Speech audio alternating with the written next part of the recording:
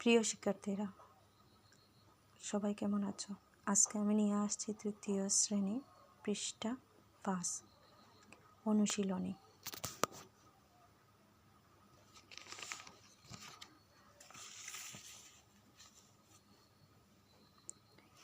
এক, শব্দার্থ। পঞ্চম, 5 ফসল, শস্য, খামার, গবাদি পশু পাখি রাখার স্থান। প্রতিবেশী, পড়শি, নার্স, সেবিকা।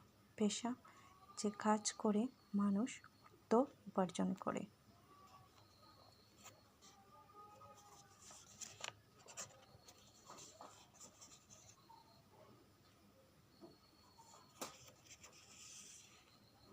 2, শূন্যস্থান পূরণ করো। 2 বছর পর আমি পঞ্চম শ্রেণীতে উঠব।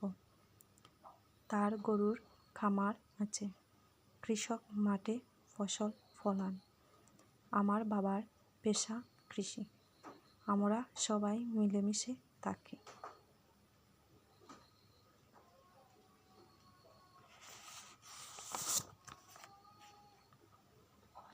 3, বলি ও লিখি। রাজুর বাবা কি করেন? রাজুর বাবা কৃষিকাজ করেন।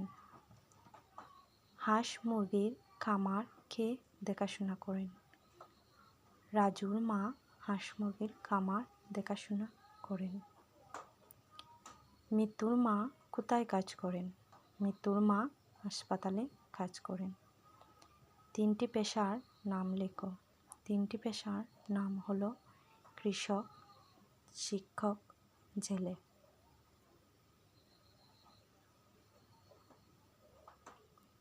সবাইকে অনেক অনেক ধন্যবাদ।